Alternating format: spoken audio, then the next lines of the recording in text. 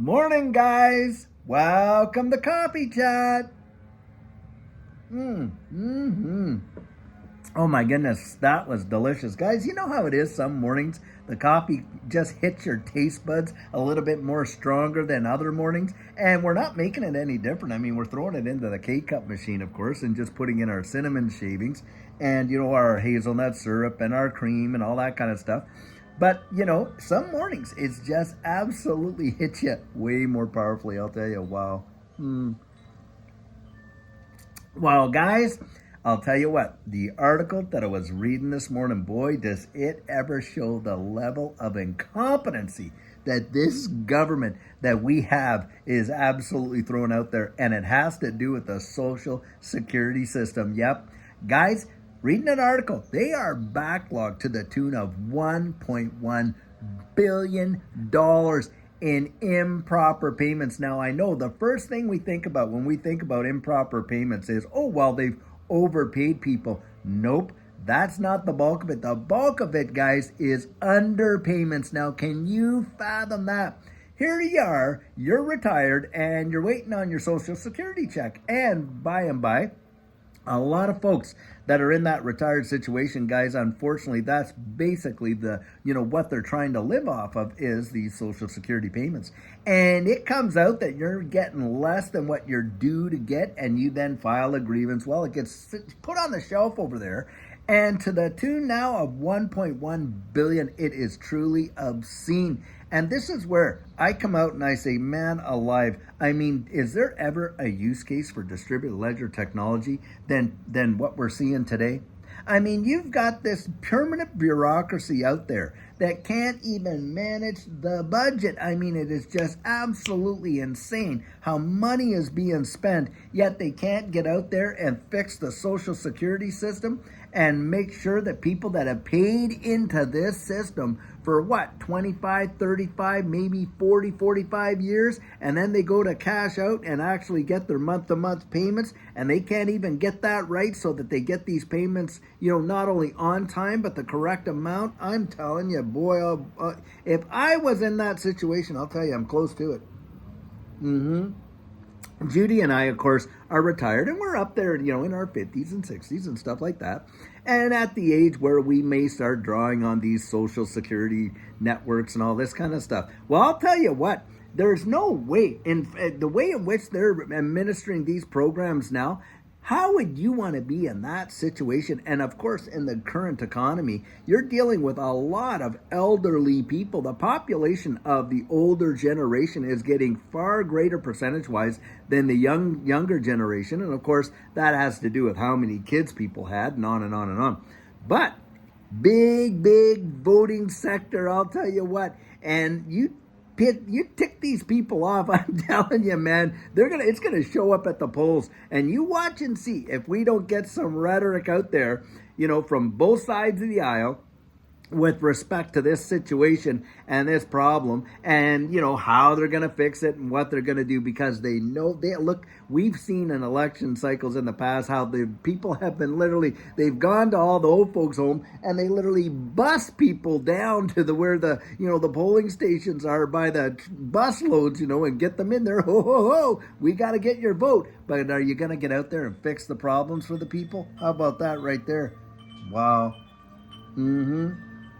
Now, I'm throwing this out there as an absolute example of how incompetent and stuff like that, it just seems to be the status quo of how the government operates. And they're so detached from the reality of most people that you hear them out there. And some of the statements that these idiots make, as far as I'm concerned, just shows you just how indifferent they are to what the rank and file of people are going through. I mean, we are seeing major job cuts. In fact, I was reading how GM over there in China is going to be doing a massive job cut. Now, think about this. China is the biggest auto market on the earth. I mean, it is the biggest. And of course, a lot of parts that are put into, the vehicles that are assembled here in the United States, are made in China. And, you know, when you see everything and how that is going to reverberate in this economy, you're talking like major, major job cuts. Well, guys, that has to do with supply and demand in a lot of ways, doesn't it? Because people aren't out there going out and buying these cars and stuff like that. And you're watching the hurt in the economy go just absolutely insane. And yet they're telling us up there on the hill, oh, it's turning around. Oh, look, we got such a great record here. We're all turning. They all boast about how their great record is, right? Meanwhile, the average folks are absolutely scrambling just to make it.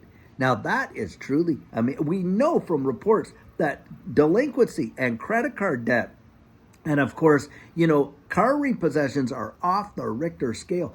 A lot of people, we just reported how 1 in 5 are not able to literally pay their utility bills in the state of California. Now, that is the world's 4th largest economy, and yet they're not able to make it.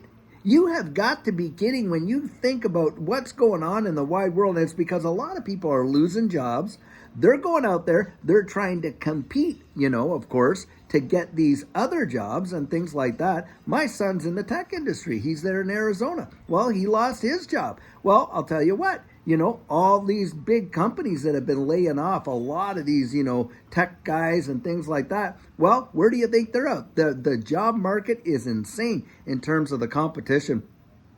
And what we're seeing is a lot of people having to take part-time, you know, 2 or 3 part-time jobs just to fill that one job. Can you fathom that? And yet they want to tell us the economy is turning around. It's this kind of nonsense. And then we have to put up with all the incompetency that goes right along with it. And in almost every federal department, there are those out there that just seem to skate by with never having really gone out there and, you know, servicing the people and stuff like that. I mean, they have got to change that system. I'll tell you what.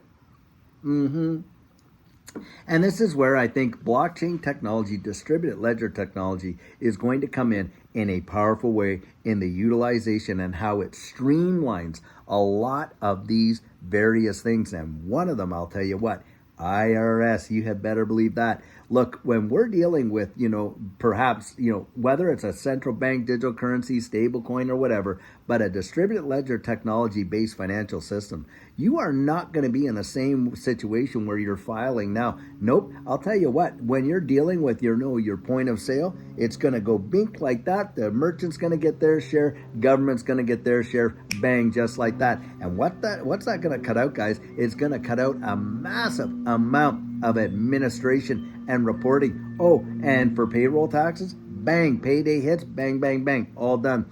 Guys, it is going to be so streamlined that, like I think in New Zealand, you don't even have to file a tax return. Now, if you're in New Zealand, you're listening to that, clarify that for me. If you're a wage earner, whether or not you file the tax return or the employer files the tax return. Now, I believe it's the employer, and the employee, well, they just get their deductions. Now, I suspect if you do have like rental income and stuff like that, you might have to file that. But needless to say, it's a very, very streamlined system.